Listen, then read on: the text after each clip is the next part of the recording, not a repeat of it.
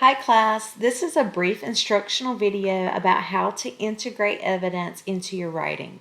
You will be doing this week as you write your summary for America's food crisis and how to fix it. So what I've done to show you some examples is I have taken a paragraph from the article. It's located on page 31 and I've put it right here so that you can see the different ways that you can integrate evidence when you need to use it in your writing. So, first things first, there are three ways of integrating evidence: summarizing, paraphrasing, and directly quoting. I'm sure you're familiar with all those methods, but you may not have ever practiced doing them all. So that's what we're going to do today. So I'm going to read the paragraph up here, and then we'll get down to business. For all the grumbling you do about your weekly grocery bill, the fact is you've never had it so good, at least in terms of what you pay for every calorie you eat. According to the USDA, Americans spend less than 10% of their incomes on food, down from 18% in 1966. Those savings began with the remarkable success of one crop, corn. Corn is king on the American farm, with production passing 12 billion bushels annually, up from 4 billion bushels as recently as 1970. When we eat a cheeseburger, a chicken McNugget, or drink soda, we're eating the corn that grows on vast monocrop fields in Midwestern states like Iowa. Okay, so summarizing is when you take a large chunk of text, like this paragraph, and we're going to condense it down into maybe a sentence. And that sentence needs to be in your own words. So let's go ahead and work on that first.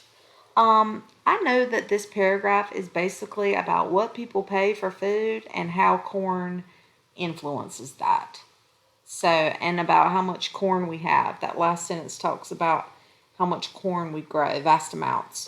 So I might write for my one sentence summary, I might say something like the enormous availability of corn keeps food prices low. Okay, so I took that entire paragraph and I condensed it down into one sentence that conveys to the reader what the paragraph is about. Okay, and notice in red it says this requires a parenthetical citation. So a lot of students always ask, well, I don't, when do I cite? I don't know when to cite. I'm going to tell you when. If there is information in your writing that is not common knowledge, then you should cite it. If it's not common knowledge, like something like George Washington was the first president of the United States, if it's not something like that, then you need to cite it. Okay? I don't know anything about corn. This is Brian Walsh's idea, not my idea, so I definitely need to cite this. Yes, it is in my own words, but no, the idea is not original. So in MLA, modern language, we cite very simplistically, okay? Parenthetical means parentheses, so we're going to put our parentheses there. We're going to put the author's last name. That's first. And then we're going to put the page number. That's it. I want you to notice something. There's no abbreviation for page. There's no comma in here. There's a first name. It's very simple. Last name, page number. And remember that the period always goes on the outside of the citation, okay? Because even though the end of my thought is right here at low, the end of my sentence is actually after the citation. Okay, so that's what a summary with citation looks like.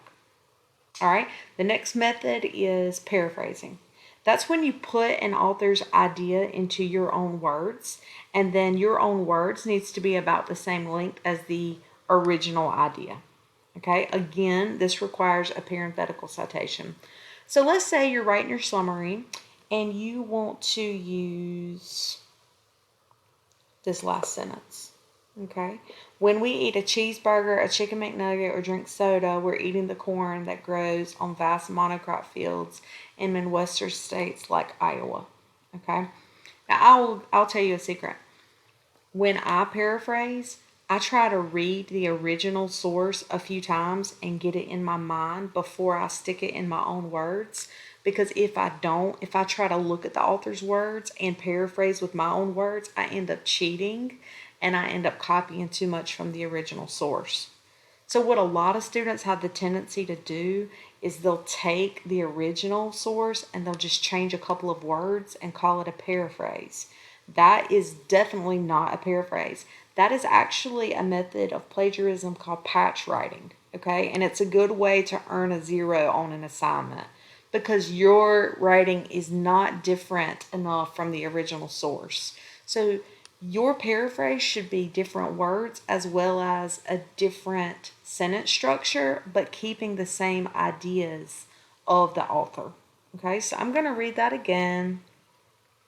Cheeseburger, chicken McNugget, soda. We're eating the corn that grows on vast monocrop fields in Midwestern states like Iowa. Okay.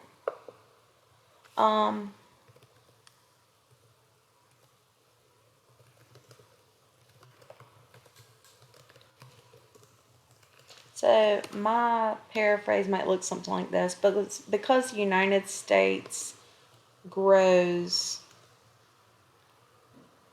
I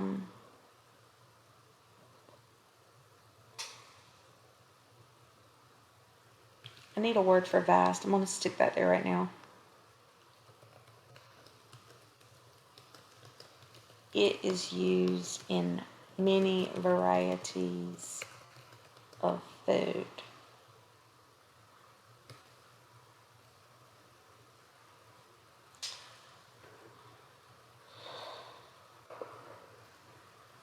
And then I'm going to add in here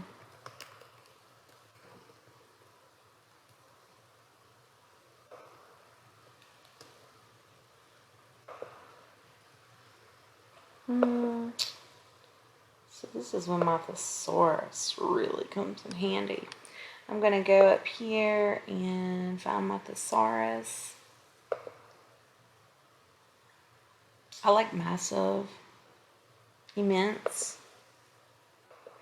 Immense sounds good. Because the United States grows immense amounts of corn in the Midwest, it is used in many varieties of food.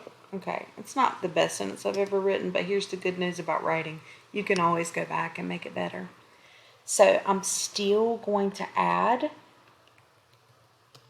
because this is Walsh's idea, I have to add my parenthetical citation. My period goes after that. All right, I hope you guys are following me. Let me get rid of that. All right, and then the good old favorite, directly quoting. So everybody knows how to directly quote. You can literally cut and paste from the source, put some quotation marks around it, and call it your own. Well, it seems really easy, but there are a couple of rules you have to follow, okay? The first one is you must use a signal phrase to do this. You must, okay? If you don't, you're committing an error called a hanging quote, and it's point deductions. It's wrong, okay? So here's a good example of a signal phrase. A signal phrase is when you're basically giving a clue to the reader that you are pulling words that don't belong to you and they're coming exactly from the text, okay? So a signal phrase might look something like this. According to the author, okay? Might look like that. Or it might be something like the article states, okay? You just need a little signal there to let the reader know that you're copying verbatim. So then you can take whatever information you want.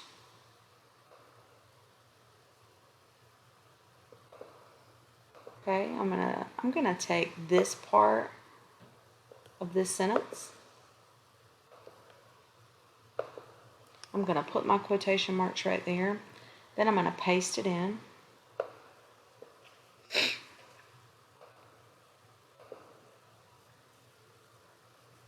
Now, I want you to notice something.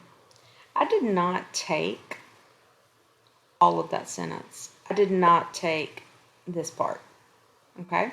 If you take something from the original source, but you don't use all of it, you need to employ an ellipsis, okay? Better known as ... okay? So I didn't take that first phrase, so I am going to put an ellipsis here to let the reader know that there is more to this sentence in the original source, but I, as the writer, am choosing not to use it, all right? Then I'm going to end my quote, and an ellipsis can go anywhere. So if you want to take out 2 words, you can do that. If you want to take out 1 word, you can do it anywhere you want, as long as it makes sense grammatically. I'm going to add my citation, oops, and then my period, all right? One more thing.